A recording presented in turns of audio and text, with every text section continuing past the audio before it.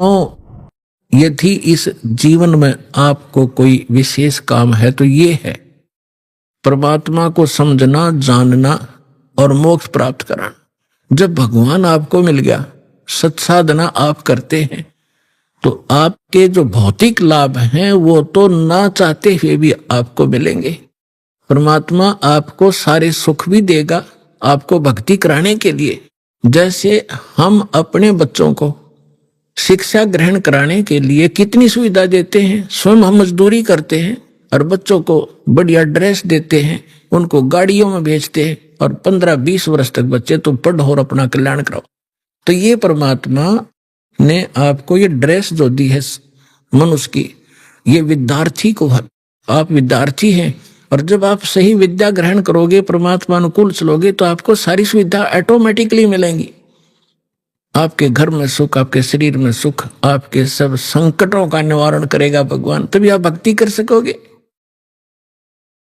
तो इसके लिए आपने अच्छा समय निकालना पड़ेगा। ये देखिएगा, ये श्री शिव पुराण सचित्र मोटा टाइप, केवल हिंदी, गीता प्रेस गोरखपुर से प्रकाशित है। इसके कौन है संपादक? हनुमान प्रसाद पोदार।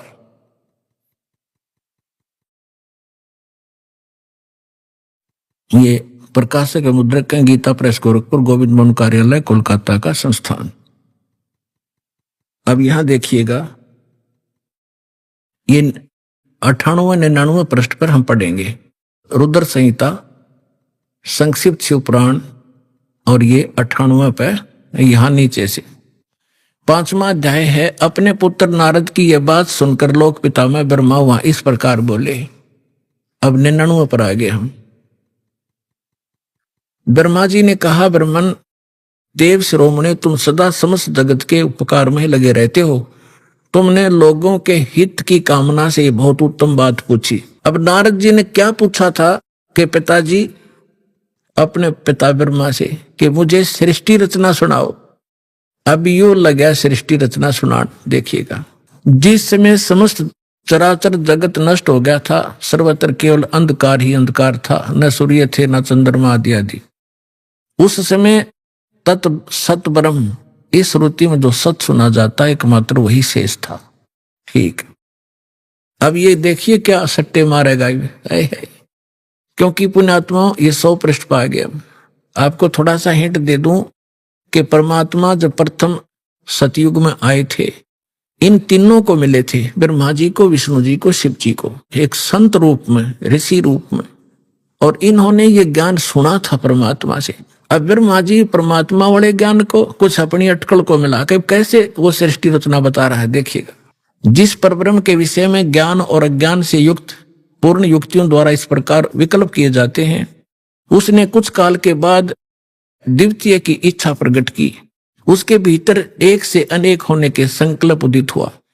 तब उस निराकार परमात्मा ने अपनी लीला शक्ति से अपने लिए एक मूर्ति की कल्पना की।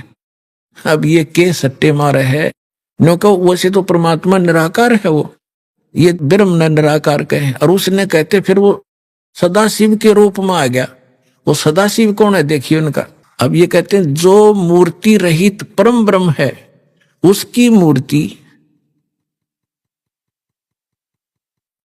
भगवान सदाशिव हैं। ये काल ने सदाशिव कहे, आगे क्लियर भी होगा। अर्वाचीन और प्राचीन विद्वान उन्हीं को ईश्वर कहते हैं। उस समय एकाकी रहकर स्वेच्छानुसार विहार करने वाले सदाशिव ने अपने विग्रह से एक स्वरूप भूता शक्ति की सृष्टि की, जो उनके अपने श्री अंग से कभी अलग होने वाली नहीं थी। अब ये क्या कह रहा है ब्रह्मा जी? अपने विग्रह से उस काल रूपी ब्रह्म ने, सदाशिव ने अपने शरीर से एक स्त्री उत्पन्न की जो उसके श्री अंग से कभी अलग होने वाली नहीं थी, अलग कर दी। ये देख, अपने विग्रह से स्वयं ही एक स्वरूप भूता शक्ति की सृष्टि की जो उनके अपने श्री अंग से कभी अलग होने वाली नहीं थी। उस पराशक्ति को प्रधान और प्रकृति, गुणवती माया, प्रकृति भी कहते हैं उस दुर्गा को, बुद्धि तत्वों की जननी तथा विकार रहित बताया गया है। वह शक्ति अंबिका, ओए होए, दुर्गा कही गई है। उसको प्रकृति, ये ध्यान रखना, दुर्गा को प्रकृति भी कहते हैं, जो गीता में आपको दिखाया था। अभी आपको श्रीमद् भगवद गीता अध्याय नंबर 14 के श्लोक नंबर 3 से 5 में स्पष्ट किया था कि ये काल कहता है ये प्रकृति तो सभी की मां जानो और मैं सबका पिता, मैं इसके अंदर बीज स्थापना करता हूं जिससे सबकी उत्पत्ति होती है। और प्रकृति से उत्पन्न ये तीनों गुण, रजगुण ब्रह्मा, सतगुण विष्णु, तमगुण शिव जी, ये सभी जीवात्मा को कर्मानुसार बांधे रखते। और परमात्मा ने क्या बताया कि नहीं, ये तीन नहीं, ये पांचों मिलकर बांध रहे आपको। और हम इन पांचों मिल जीव अटकाए, युगों युग हम आन छुटाए। अब देखो, उसको प्रकृति सर्वेश्वरी त्रिदेव जननी, ओए होए, तीनों देवताओं की को जन्म देने वाली इनकी माता नित्या और मूल कारण भी कहते हैं। सदाशिव द्वारा प्रकट की गई उस शक्ति की 8 भुजाएं हैं। होगी ना स्पष्ट? 8 भुजाएं हैं, ये देखिएगा 8 भुजाएं, ये है वो दुर्गा। इसमें दिन गणी ला रखे, इनके घर की बाहर कितनी ला दो ये, लेकिन है इसकी 8 ही हैं। ये नककता पता नहीं था, किसी 20 मुंह ला दें, किसी 50 ला दे हैं। ये अष्टंगी है, सभी जानते इस बात को, 8 भुजा है। अब देखिएगा, उस शक्ति की 8 भुजाएं हैं। नाना प्रकार के आभूषण उसके श्रीअंगों की शोभा बढ़ाते हैं। वह देवी नाना प्रकार की गतियों से संपन्न है और अनेक प्रकार के अस्त्र शस्त्र धारण करती है। एकाकिनी होने पर भी वह माया संयोग वसात अनेक हो जाती है। वे जो सदाशिव हैं उन्हें परम पुरुष, ईश्वर, शिव, शंभु और महेश्वर कहते हैं। ये देखिए, यहां आगे अब हम 101 पृष्ठ पे हैं, रुद्र संहिता। अब इस सदाशिव इस काल की महिमा सुना रहा है ब्रह्मा जी। वे अपने सारे अंगों में भस्म रमाए रहते हैं। उन काल रूपी ब्रह्म ने, आ गया ना स्पष्ट, ये काल रूपी ब्रह्म कहो, सदाशिव कहो, ब्रह्मा विष्णु महेश का पिता कहो, दुर्गा का पति कहो, उन काल रूपी ब्रह्म ने एक ही समय शक्ति के साथ है, नाथ ने, ये गलत मिसप्रिंट है, शिवलोक नामक अक्षेत्र का निर्माण किया। उस उत्तम अक्षेत्र को काशी कहते हैं। आगे देखो, जो सबके ऊपर विराजमान है। वे प्रिय और प्रियतम, शक्ति और शिव, दुर्गा और ये काल जो परमानंद स्वरूप है, उस मनोरम क्षेत्र में नित्य निवास करते हैं। काशीपुरी परमानंद रूपणी है। मुने, शिव और शिवा ने, यानी काल और दुर्गा ने प्रलय काल में भी उस क्षेत्र को अपने सानिध्य से मुक्त नहीं किया। देवऋषि ब्रह्मा जी कह रहे हैं, एक समय उस आनंद वन में रमण करते हुए शिवा और शिव के मन में यह इच्छा हुई कि किसी दूसरे पुरुष की सृष्टि करनी चाहिए। अब इन्होंने संतानों उत्पत्ति की सोची और फिर इन्होंने संतान उत्पत्ति क्रम किया। उससे 2 पुत्र तक यहां सिद्ध कर दिए, ब्रह्मा और विष्णु। देखिए, सृष्टि करनी चाहिए जिस पर यह सृष्टि संचालन का महान भार रखकर हम दोनों केवल काशी में रहकर इच्छा अनुसार विचरें और निर्वाण धारण करें। ऐसा निश्चय करके शक्ति सहित सर्वव्यापी परमेश्वर शिव ने अपने वाम भाग के 10वें अंग पर अमृत मल दिया। फिर तो वहां से एक पुरुष प्रकट हुआ। अब देख, इनकी अकल देखो ब्रह्मा की। अब शक्ति और शिव, उस दुर्गा की क्या जरूरत थी अपने साथा पर के में मसला होता हो, ये मारे बकवास भी मतलब की। ये देखो, अब क्या वहां से एक पुरुष प्रकट हुआ, उसका नाम के धरा देखो। शिव ने कहा, वत्स बेटा, व्यापक होने के कारण तुम्हारा विष्णु नाम विख्यात हुआ। अब यहां ये 6वां अध्याय समाप्त हुआ। अब 7वें में क्या कहा, ब्रह्मा जी कहते हैं, देवऋषि, जैसे विष्णु की उत्पत्ति करी दुर्गा और काल ने मिलकर, तत्पश्चात कल्याणकारी परमेश्वर सांब सदाशिव ने, उस काल रूपी ब्रह्म ने पूर्ववत प्रयत्न करके मुझे अपने दाहिने अंग से उत्पन्न किया। अब पुण्यात्मो, अब यहां ब्रह्मा और विष्णु की तो उत्पत्ति बता दी, यहां विचलित हो गया ये शिव पुराण का अनुवाद करता, इसने यहां गोल मोड़ कर दिया। लेकिन कहते हैं, चोर चुरावे तोमड़ी और गाड्डे पानी में, वो गाड्डे हुआ ऊपर है, सच्चाई छनी ना। कहां तक छुपाएंगे? अब दिखाता हूं आपको, कल भी दिखाया था, आज फिर दिखाऊंगा। क्योंकि पुण्यात्माओं एक सिलेबस होता है क्लास का, बच्चे रह रहकर टीचर उनको बार बार रिवाइज कराते हैं, उसका रिपीटेशन करवाते हैं, आवर्ती कराते हैं, जब जाकर वो बच्चे उससे परिचित होते हैं। तो दास एक टीचर है, आप विद्यार्थी हैं, सौभाग्य आपका, आपके इसमें प्रवेश पा लिया, तो इसको सफल करो। हम एक रोजी रोटी के लिए और 20 वर्ष तक बच्चों को पढ़ाते हैं, जब हो सकता किसी को मिले रोटी रोजगार ना मिले, बाकी हम फिर भी उसमें लगाए रहते। और ये तो एक अनमोल वर्त वस्तु, इस कमाई का तो ये तो निष्फल जा ही नहीं सकती। तो इसलिए आप इसमें एक विशेष रुचि लो। अब देखिएगा, यही शिव पुराण, इसमें है एक विद्वेश्वर संहिता, थोड़ी सी झलक दूंगा, बस ज्यादा समय नहीं लूंगा। एक समय ब्रह्मा और विष्णु की लड़ाई होगी, झगड़ा, युद्ध। ब्रह्मा कह रहा था मैं तेरा बाप, विष्णु बोला मैं तेरा बाप। किसी बात पर इनका युद्ध हो गया, लंबी कहानी है। तो इस काल ने सोचा ये लड़के मर जाएंगे, इनके बीच में एक लिंग खड़ा कर दिया, सफेद तेजों में पिलर, बहुत लंबा चौड़ा। ये युद्ध भूल गए आपस में, उसका और छोर खोजने में लग गए। लंबी कहानी है। फिर यूं आ गया अपने पुत्र सदाशिव का रूप धारण करके। इसने प्रतिज्ञा कर रखी है मैं अपने यथार्थ रूप में कभी किसी के सामने नहीं आऊंगा। तो ये किसी को विष्णु रूप में दर्शन देता है, या किसी को शिव रूप में, किसी को ब्रह्मा रूप में। तो वहां ये शिव रूप धारण करके आ गया। अब देखिए, ये है विद्वेश्वर संहिता और ये है संक्षिप्त शिव पुराण 24वां पृष्ठ। यहां इन दोनों का झगड़ा हो रहा था, बीच में इसने ये सतम खड़ा कर दिया। अब यहां आ जाते हैं। ब्रह्मा और विष्णु ने पूछा प्रभु इस ज्योत निरंजन काल से, सदाशिव से, सृष्टि आदि 5 कर्तों के लक्षण क्या है, यह हम दोनों को बताइए।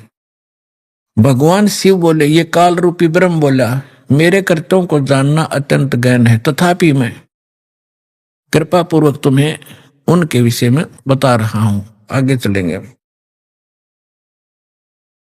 अब हम आगे 26 पृष्ठ पे। इसने कहा कि पुत्रों, अब हो गया ना इनका बाप, ब्रह्मा विष्णु महेश का पिता है ये। पुत्रों, तुम दोनों ने, ब्रह्मा और विष्णु ने तपस्या करके प्रसन्न हुए मुझ परमेश्वर से सृष्टि और सतिथि नामक 2 कृत प्राप्त किए। ये दोनों तुम्हें बहुत प्रिय। इसी प्रकार मेरी विभूति स्वरूप मेरे जैसी शकल के रुद्र और महेश्वर ने, यो ने है, 2 अन्य उत्तम कृत संहार और त्रोभाव मुझसे प्राप्त किए हैं। ये 5वां कौन है?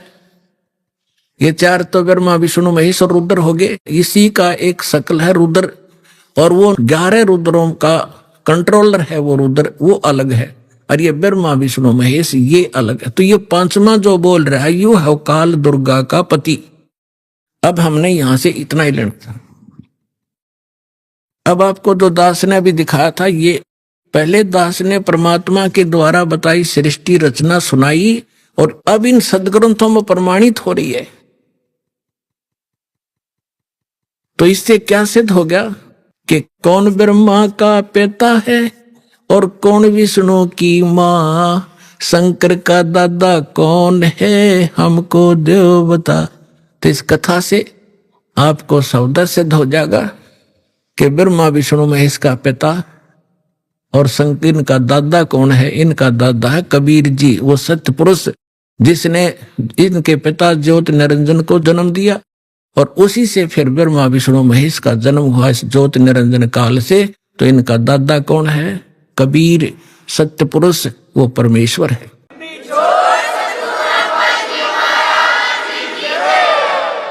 जो आज दास सत्संग शुरू कर रहा था उसकी तो अभी तक भूमिका बनी है। अब क्या हुआ, इन तीनों देवताओं का दुर्गा ने ब्याह कर दिया, अपने ही 3 रूप बनाए, सावित्री, लक्ष्मी और पार्वती। समुद्र में छुपा दिए अपने वचन से, 3 लड़कियां युवा बना दी। और ये जब युवा हुए इनको कोमा से बाहर कर दिया, इन तीनों का विवाह कर दिया। इनसे फिर आगे काल की सारी सृष्टि चली। अब दास तो आज प्रसंग शुरू किया था वही शुरू होगा मेरा तय काम जो बताना चाहूं था। अब धर्मदास जी ने पूछा, हे परमात्मा, हम बड़े नीच और पामर प्राणी हैं। हे भगवान, हमने आपके साथ धोखा किया, आपके साथ चीटिंग करी, और फिर भी आप हमारे लिए भटक रहे हो। कैसे दया करी दाता। तब परमात्मा ने कहा कि जब यहां ये प्राणी इतने दुखी हो गए, हाहाकार माच गई, तब क्योंकि उस समय तक परमात्मा ये बताना चाहते थे, क्योंकि परमेश्वर ने कहा कि उस समय जब यह हाहाकार माची, धर्मदास मैं अपने पुत्र जोगजीत का रूप बना के, जिस पुत्र के रूप बना के इनको निकाला था उसी का रूप बना के मैं वहां खड़ा हो गया जहां 1,00,000 मानव शरीरधारी प्राणी, स्त्री और पुरुष वहां भुनने जा रहे थे तपस्या, और चटक पटक जीव करे थे, उन चटक पटक का पड़े थे, बुरा हाल हो रहा था। तो वहां मेरे जाने से सभी जीवों की वो तपत तो खत्म होगी। वह टुकड़ी, वह तपस्या ऐसे की ऐसी जल रही थी, लेकिन मेरी रजा से उनको आंच नहीं लगे थी। सभी बैठ के या तो रो रहे थे, फिर सामने देखा, मुझे देखकर कहा कि हे भगवान, हम कौन से पाप का कर्म भोग रहे हैं, दुख भोग रहे हैं, क्योंकि सबको ये मालूम है अपने किए का कर्म भोगना पड़ता है। तो परमात्मा ने कहा, भाई ये जो तपस्या पर दुख है ना, ये यहाँ का नहीं, ये सतलोक में तुमने गलती करी थी, वो दंड है। तब सारी सृष्टि रचना सुनाई। तो वहां तो सारे दुखी थे, सबको मालूम था, ना कोई बेटा साथ था, ना बेटी साथ थी, ना कोई संपत्ति साथ थी, ना कोई रिश्तेदार साथ था, अकेले भुन रहे थे, पिट रहे थे वहां पर। तो वहां सभी ने स्वीकार किया जो मालिक बता रहे थे, और कहा, हे भगवान, हमें छुटवा लो काल अन्यायी से। परमात्मा बोले, ऐसे नहीं। अब यहां परमात्मा ने कहा कि जोर करूं तो मेरा वचन नसाई, जब तुम जाए धरो जग नर देहा, तब तुम करना मम सत सबद स्नेहा। जब तुम संसार में जाओ, मनुष्य शरीर प्राप्त हो, और मेरा कोई दास इस सच्चे ज्ञान को और सत्य नाम को सुना रहा हो, बता रहा हो, तब उसकी शरण में चले जाना, तब तुम्हारा मोक्ष होगा, ना तो नहीं हो सकता। तब उन्होंने कहा कि हे परमात्मा, अब का जन्म मनुष्य का हो गया, वर्ण संत खोजेंगे और आपकी शरण, आपकी भक्ति करा करेंगे, और पूजा हम करेंगे नहीं। यहाँ तो ये फिर तीनों गुण इनको भ्रमित कर देते, इनको ज्ञान नहीं, कहाँ थे, कौन जन्मे थे, ऐसा जुल्म कर रखा हमारे साथ। तो फिर क्या हुआ, परमात्मा ने कहा कि वहां वो ऋषि में, ऋषि भी वहीं भुन रहे थे, भुनने जा रहे थे, तो यहाँ मंडलेश्वर पाक रहे थे। तब परमात्मा ने कहा, तुम निराकार बताते हो इस काल को, ज्योत निरंजन को, अभी आएगा तुम्हें खाने के लिए, देखो वो आ गया सामने। वो साकार है, नर आकार है, ओछा माथा उसका 2 उंगल का, और ऊंचा ऊंचा स्वर्ण भयंकर सा चेहरा से जो आ रहा सामने। परमात्मा बोले, अब तुम जाओ यहां से। परमात्मा ने उन सभी को वहां से उड़ा दिया। वो आगे अपने कर्माधार से, जहां पर किसी ने पशु बनना था, पक्षी बनना था, धर्मराज से लेखा करो, आगे चले गए। अब जब उस काल ने देखा सामने भगवान खड़े, जोगजीत खड़ा है, जिसने मुझे निकाला था वहां से, इतना तो वो जान गया कि कोई परमात्मा का संदेश लेकर आया है ये। थोड़ा सा उसको डर भी था, कहीं यहां से भी निकालने ना आ गया, मैं इनको दुखी कर रहा हूं। फिर भी उसने हिम्मत करके पूछा कि जोगजीत, तू यहां क्यों आया? परमात्मा का कोई वचन है तो मुझे बता, आदेश दे, और आज तुझे मैं ठीक करूंगा। तूने वहां से मुझे मार कर निकाला था, और आज तू मेरे लोक में कैसे आ गया? तब जोगजीत रूप में खड़े परमात्मा ने कहा कि परमात्मा का आदेश लेकर मैं आया हूं, और आपने सभी प्राणियों का कैसी दुर्गति कर रखी है, बुरा हाल कर रखा है। कोई गधा बना दिया, कोई कुत्ता बना दिया, किसी की टांग कट गई, किसी को कैंसर हो गई, किसी का बेटा मर गया, किसी की बेटी विधवा, ऐसा जुल्म। तो ये क्या कहता है कि मैं तो सत का राज करता हूं, जो जैसा कर्म करता अपना भोग रहा है, मैं क्या करूं। और इसने अपना एजेंट छोड़ रखा मन आत्मा के साथ, ये सारे उल्टे काम करावे और आत्मा के सिर दर दे कि यू इसने कराया। तो परमात्मा ने कहा कि निरंजन अब मैं किस लिए आया हूं ये और बता दूं। हाँ बता दे। मैं नीचे जाऊंगा और तेरी पोल पाड़ूंगा और बताऊंगा ये भगवान नहीं है, ये काल है, ये तुम्हारा दुश्मन है, तुम्हें अपने आहार के लिए रोके हुए है, तुमसे ही बच्चे पैदा करवाता ये खुद खाता है। जैसे कसाई बकरे पाला करता है, नर और मादा बकरे छोड़ देता है, वो उत्पत्ति करते हैं अपनी ममता में और विषय वासनावश होकर, और खाता कसाई है। तो ऐसा है, ये जाकर बताऊंगा। अपने आत्माओं इस बात ने सुनकर भयंकर हो गया काल। और परमात्मा कहते धर्मदास मेरे ऊपर ऐसे ऐसे टूट के पड़ा जैसे अब मार देगा मैंने। और पुण्यात्मा यह परमात्मा हमें सत्र करते, हमें याद दिलाना चाहते, कभी भी कोई आपत्ति आवे आपको जो मंत्र प्राप्त हो, प्रथम हो प्रथम और द्वितीय हो द्वितीय और तीनों मिल रहे हो तो सार नाम का सिमरण करें।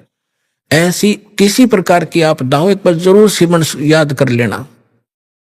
तो कहा कि मैंने सतनाम का सुमन शुरू किया सांस उश्वास से। तो उसी समय ये काल या तो मुझे मारने के लिए झपटा था, ऐसे गिर गया जैसे पक्षी की पांख कट जाया करे और पड़ा पड़ा तड़प रहा है। ऐसा डर गया कि वहां से भाग के पाताल में गिर गया। तो इसको पाताल से लिया निकाल के मैं और कहा चल ऊपर। तब ये घबरा गया घना, मेरे पैर पकड़ लिए और कहा कोई बात नहीं, आप बेशक नीचे चले जाना, लेकिन एक अर्ज है मेरी, 3 युगों में जीव कम ले जाना और चौथे युग में कितने जीव ले जाना। तो परमात्मा ने कहा ठीक है। और दूसरा ये कहा कि मेरा ज्ञान जो माने वो हमारा, आपके ज्ञान को जो माने वो आपका, बलपूर्वक ना ले जाना। तो परमात्मा ने कहा ठीक है तथास्तु।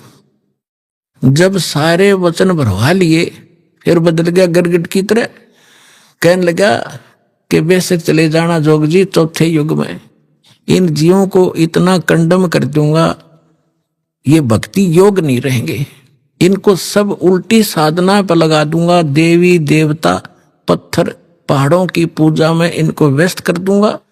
और जब तुम जाओगे तुम्हारी कोई नहीं सुनेगा। परमात्मा बोले आप अपना काम करियो और हम अपना करेंगे। तब क्या कहा था परमेश्वर ने कि चौथा युग जब कलयुग आई तब हम अपना अंश पठाई, काल बंद छूटे नर लोई, सकल सृष्टि परवानिक होई, घर घर देखो बोध विचारा, सतनाम सब ठोर उचारा, 5505 तब ये वचन मेरा होगा साचा, कलयुग बीत जावे जब एता, सभी प्राणी परम पुरुष पद चेता। तो परमात्मा ने कहा था कि चौथा युग जब कलयुग आवेगा तब हम अपना एक दास भेजेंगे। अब वहां काल के सामने परमात्मा ने कहा कि हम अपना दास भेजेंगे। और कबीर वाणी चैप्टर में परमात्मा ने धर्मदास जी से, जब धर्मदास जी घने चिंतित हो गए थे कि हे परमात्मा आपने सतनाम और सारनाम गुप्त रख दिया और इसके बिना मोक्ष नहीं हो सकता, आपने मुझ किंकर के ऊपर दया करी दास पे और 42 वंश भी पीढ़ी बख्श दी, मेरी वंश चलेगा। तो हे परमात्मा सारनाम और सतनाम बिना पार नहीं हो सकते, तो मेरे बच्चे कैसे पार होंगे। ऐसे कलेजा पकड़ कर बैठ गया। परमात्मा ने सोचा भाई ये घना दुखी हो गया। तो परमेश्वर ने कहा कि सुन ले, काल ने क्या कहा था, 12 पंथ करूं मैं साजा, नाम तुम्हारा ले करूं आवाजा, 12 पंथ नाम जो लेगी, हमरे मुख में आन समोही, जाओ जोग जीत संसारा, जीवन मन कहा तुम्हारा, जीव तुम्हारा कहा न माने, हमारी ओढ़ हो बाद बखाने। अब इतना समय नहीं रहा, मैं वो सारे प्रमाण आज नहीं दिखा पाऊंगा आपको कि 12 पंथ कौन कौन से हैं। तो 12 पंथ, 12वां पंथ गरीबदास पंथ बताया है, लिखा कवि सागर में। तो परमात्मा ने कहा तू चिंता ना कर धर्मदास, जब 5500 वर्ष कलयुग बीत जाएगा तब या बिचली पीढ़ी आवेगी, और बिचली पीढ़ी तक यो ज्ञान और तत्व ज्ञान और सतनाम सारनाम कति गुप्त रखना है, नहीं तो काल के दूतों का हाथ लग जाएगा, मेरा सारा मिशन खराब हो जाएगा। तो परमात्मा ने देखा कि यो बिल्कुल चिंतित हो गया घना। तब परमेश्वर ने कहा धर्मदास जब साची बताऊं तेरे ते। तब धर्मदास ने कहा कि भगवान आज कितना अच्छा समय है, कलयुग स्टार्ट है और आज भी लोग ना मानते, और आप कह रहे हो आगे तो भयंकर कलयुग पैदा कर देगा, काल ऐसा जुल्म कर देगा, हाहाकार मच जाएगी, इंसान कृतघ्नी हो जाएंगे। तो उस समय कैसे पार होंगे? आज तो आप भी विद्वान हैं और फिर भी ना मान रहे ये लोग। तो परमात्मा ने कहा जब 5500 वर्ष कलयुग बीतेगा और बर्मा वंश चल चुका होगा इस काल का, यानी गरीबदास पंथ तक, तो उस बर में पंथ में मैं आऊंगा स्वयं, और फिर सभी पंथों को खत्म करके एक पंथ बनाऊंगा और सारी सृष्टि मेरा ही नाम लेगी। तेरे 42 वंश क्या सारी सृष्टि न पार करूंगा धर्मदास, इन 42 की तो चिंता छोड़ तू। तब उसका दिल डटा था और काल के सामने परमात्मा ने थोड़ा सा भेद रखा कि मैं अपना अंश भेजूंगा, और घर घर देखो बोध विचारा और सत नाम सब ठोड़ उचारा। आप देख रहे हो आज ये ज्ञान गंगा घर घर में पहुंच गई है। ना कोई किताब खरीदनी है, इंसान देखा था कितना, या किताब बिकती देखी थी आपने गांवों के अंदर, शहरों के अंदर? कोई सब्जी बेचे, कोई प्याज बेचे, कोई तोरी और घिया बेचे, ये तो देखी थी। तो परमात्मा ने कहा था घर घर देखो बोध विचारा, मेरे इस ज्ञान की चर्चा घर घर में शुरू हो जाएगी और सारी सृष्टि नाम लेगी और सतनाम सबको बताया जाएगा, और परमात्मा के उस परम पद की, सतलोक की सबको जानकारी होगी, पूरा विश्व पार करो। तो वो समय आ गया है पुणात्माओं, और ये दास है वो परमात्मा का भेजा हुआ दास, और आप सभी पार हो जाओगे। बोलो सतगुरुदेव।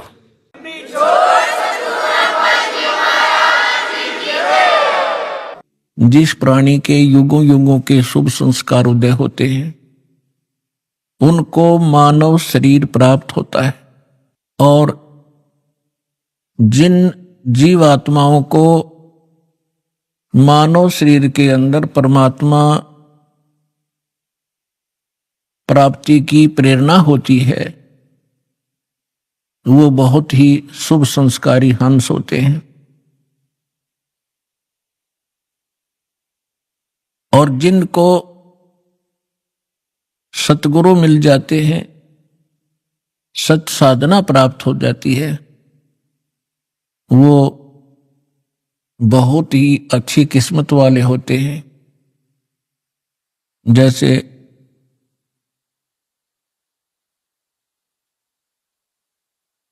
Good better best. अब आप जो प्राणी हैं, जितनी पुण्यात्मा हैं, ये बेस्ट क्वालिटी के हैं, परमात्मा की अति प्रिय आत्माओं। और जो मानव शरीर प्राप्त करके परमात्मा की भक्ति की रुचि नहीं रखते, वो पिछले जन्म से पशु पक्षी की योनि से आए हुए प्राणी होते हैं। और जिनके अंदर परमात्मा प्राप्ति की प्रेरणा होती है वो पिछले जन्म भी मनुष्य थे। अपने आत्माओं अध्यात्म मार्ग का ज्ञान न होने से ये भिन्न भिन्न प्रकार के मतांतर प्रारंभ हो गए, जिनमें से एक सिरफिरा पंथ चल रहा है ब्रह्मा कुमारी, वो एक प्रेत का चलाया हुआ है, और वो क्या कहते हैं कि मनुष्य तो मनुष्य ही रहेंगे और अन्य प्राणी ही बने रहेंगे। उनका यहां तक विधान है कि जो व्यक्ति आज जिस अतिथि में है, उनके विधान अनुसार तो यह सिद्ध होता है कि स्त्री स्त्री ही रहेंगी, मनुष्य मनुष्य ही रहेंगे। और उनका क्या विधान है कि आज कोई लंगड़ा है